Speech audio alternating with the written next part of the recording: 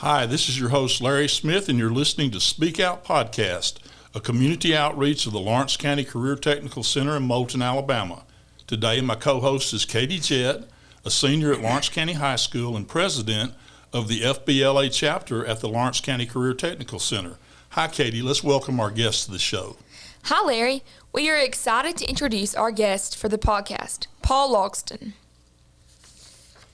Christopher Paul Logston graduated from Lawrence County High School in 2018.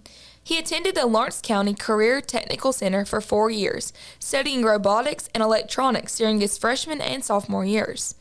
During his junior and senior years, Paul served as a mentor for these classes. While Paul was at LCCTC, he competed in the Skills USA competition for mobile robotics and won second in the state. Paul also competed for the FBLA chapter, where he competed nationally and statewide. After graduating high school, Paul turned down several athletic scholarships to accept a position with the Alabama FAME program at Calhoun Community College. FAME stands for Federation for Advanced Manufacturing Education. The Advanced Manufacturing Technician program, also known as AMT, includes a 2-year technical associate degree that combines cutting-edge curriculum that supports advanced manufacturing technology, paid working experience, along with learning highly sought-after business principles and best principles of a world-class manufacturer. Paul was sponsored by EFI Automotive to go to college while working as a maintenance technician to obtain an associate's degree in advanced manufacturing. Paul graduated from Calhoun in the spring of 2020. He is still attending Calhoun in order to complete 2 more associate degrees in electrical technology and a robotics degree. His goal is to transfer to the University of Alabama in Huntsville to earn a bachelor's degree in mechanical engineering. Currently, Paul works at Mazda Toyota Manufacturing as a maintenance technician full-time while going to school. He also operates his own business, Dirty South Entertainment, where he serves as a DJ. Welcome to Speak Out, Paul. Well, thank y'all for inviting me. Tell us a little bit about your experience here at the Lawrence County Career Technical Center. All right, so I came here and I went here for 4 years. Like she said, I was a mentor for 2 years, my last 2 years, my junior and senior year. And the very first 2 years, I was a student here. And the classes I took was electrical and robotic classes. So, did you learn things at LCCTC that helped you in your current position? I did. When I was doing the competitions, especially the robotic competitions that the school provided for us here, it kind of taught me how to solve problems when there was a problem with a competition or there was a problem with our robot that we had. It helped me out to, troubleshoot real fast, make sure you know what the problem is, and fix the problem real quick. It also helped me out with programming, which I do a lot now. Also with electrical, it gave me the fundamentals of going to college and getting the rest of my electrical degree and doing what I do right now and troubleshooting electrical cabinets and everything. Well, with your with programming and with the electrical, electronics, that part, those fundamentals that you got here, were those fundamentals just what you needed to build on to? Oh, yes. When I got to college, I was actually kind of ahead of some of the other students that was there. The students that was there, they didn't offer that at the school that they graduated from. Some of them didn't have a robotics class. Some of them didn't even have a tech school. So having that on my belt right there gave me kind of an advantage on moving my knowledge up and also getting my degree. What was your favorite thing about your time here at LCCTC? Oh, it was the competitions. It had to be the competitions. FBLA, I did FBLA too. Got to go to Anaheim, California for nationals. Right. That was fun. Got to go to Atlanta with FBLA, with robotics, with Best Robotics and Vex Robotics. Got to go all the way to state for that. For Best Robotics, got to go to Auburn and compete in that, and that was fun. That was a big party basically for robotics, and it was real fun down there.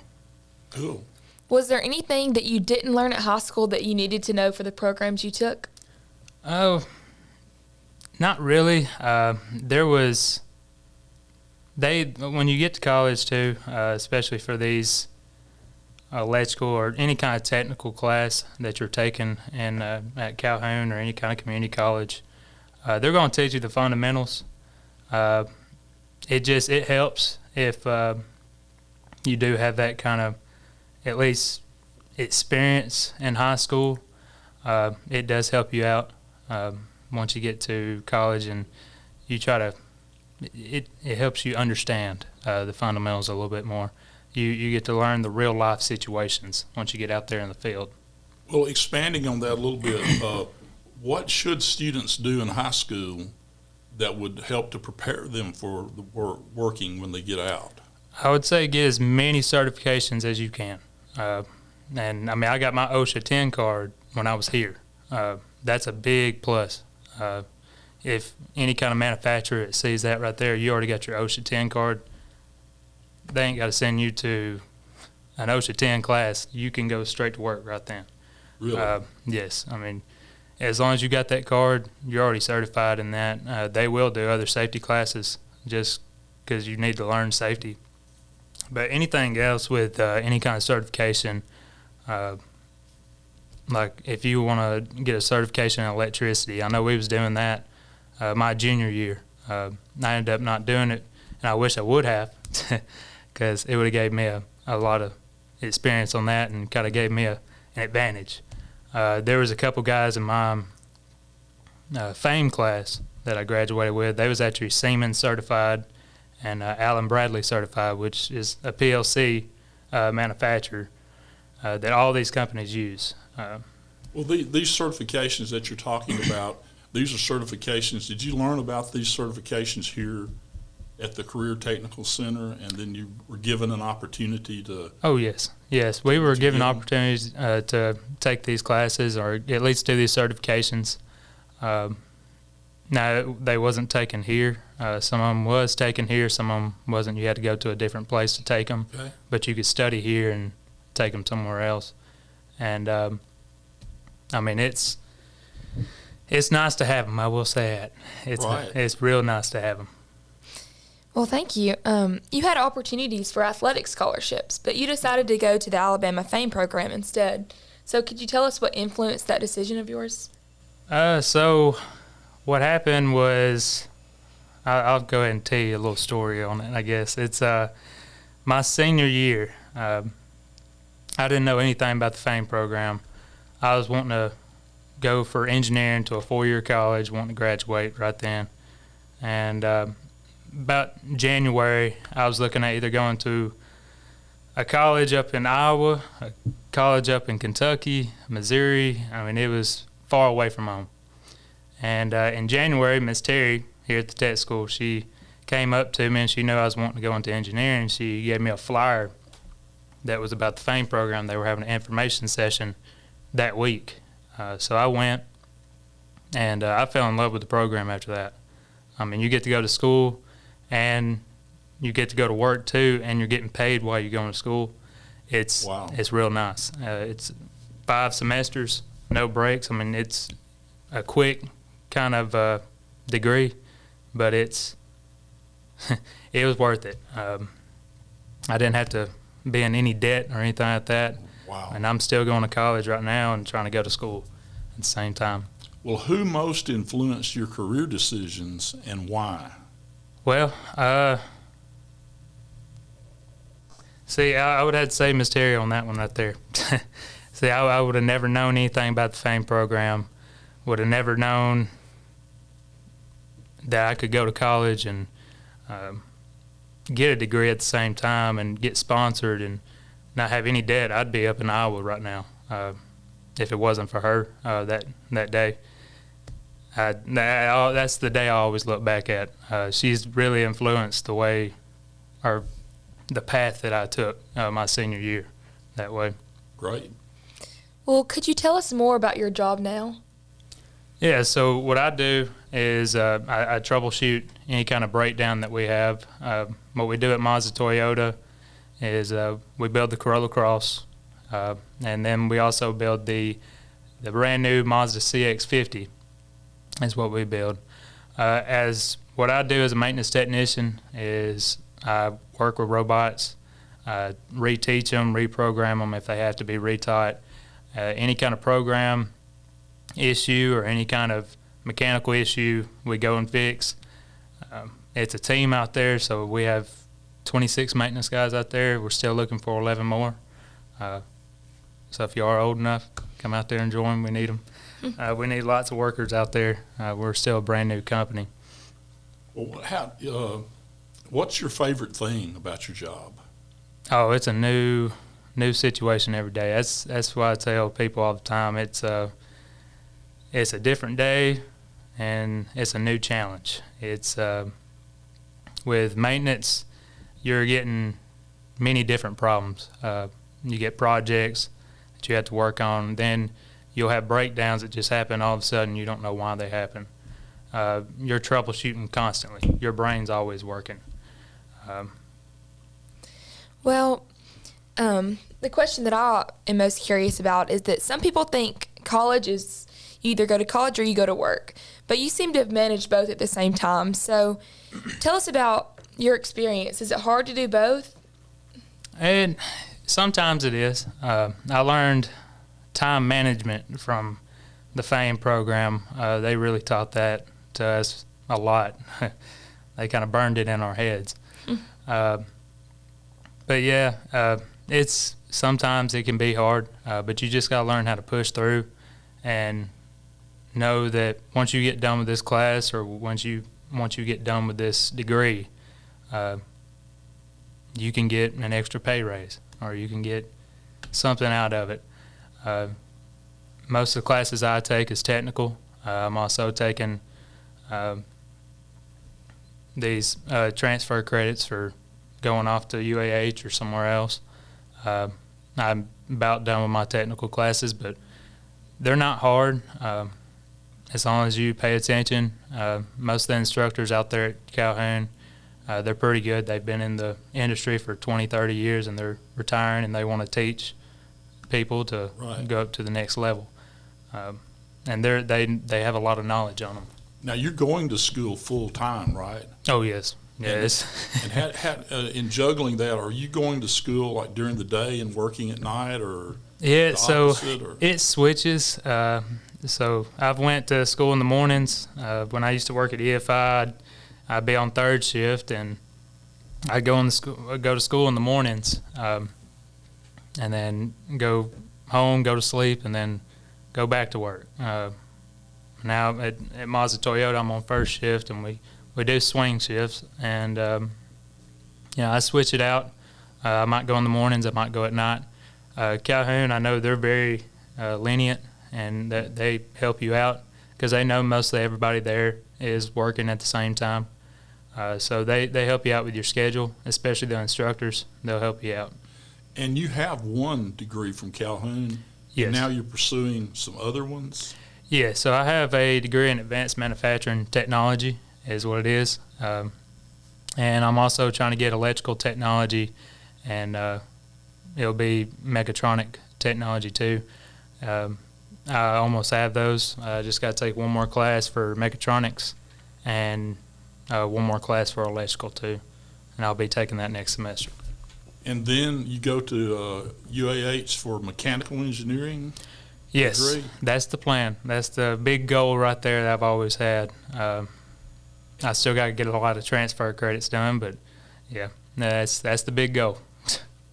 And Mazda Toyota, getting the mechanical engineering degree help you at Mazda Toyota to move up? Oh yeah. There's plenty of positions out there. You got industrial engineers, you got civil engineers, mechanical, electrical, everything. We have them all out there. Maintenance, it's a skilled position, but it's real easy to move up there or move your way up out there. engineering wise, it's the same way. They're always wanting to take new people in, try to learn and try to form them the way they want them to, and try to teach them to get it. Well, what advice would you offer to students about planning for a career? Do something that you like. You don't want to be miserable when you get to work. If you don't like it, try something else. High school is probably the best time for you to experiment with a lot of different things. Try to figure out like new hobbies that you want to get into. Just anything that, if you do go to work, just make sure that you're not miserable. You don't want to be there dreading getting there and then dreading clocking out. If you do, it's going to be bad. You're not going to have any kind of life with it. You just don't want to do that. Well, Lawrence County Career Technical Center gave you the opportunity to find out Oh, yeah. more about what you wanted to do for a career. Yeah, and that's a good thing about a tech center, especially in high school. You know, most counties, some of them, they don't have that, and that kind of helps out when you do have one, because you're helping kids get out there and try different classes and everything without destroying a resume or, you know, getting new jobs on your belt. When you first came to the Career Technical Center, did you already have an idea about what you wanted to do, or? I did. You know, I always tell people too that, you know, as a kid, instead of playing with Legos, I was taking stuff apart and, you know, figuring out how they work and then putting it back together. They would give me old scrap computers and all that kind of stuff. I kind of already knew. In middle school, I was on the robotics team back there with Miss Sterling. There was a whole lot of countless times, I guess, I could have pictured myself going into the STEM area right there. So, yeah, I guess I kind of already had a... Well, and you're also a DJ, and you have your own business doing that. How did that come about? That was kind of just a hobby that came up. You know, I started DJing about 2 years ago. That's when I started. And I realized that there's a whole lot of DJs out here that they charge a lot for and everything, so I figured I'd kind of make my business more affordable, and especially for people who can't afford a very nice DJ. Yes. That's what our company, or my company, that we do.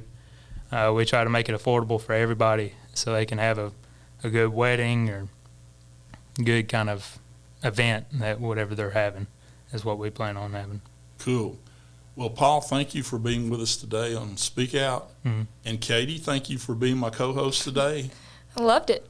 And I've just really enjoyed talking to you guys today.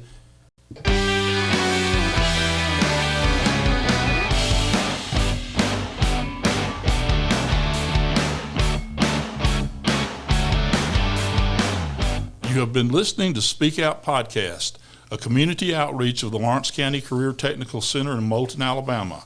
I'm your host, Larry Smith, and I would like to thank my co-host, Katie Jett, and our guest for today, Paul Logston. Please check out our podcast on the Lawrence County Career Technical School website and Lawrence County Schools Facebook, and we hope that you'll join us for future episodes.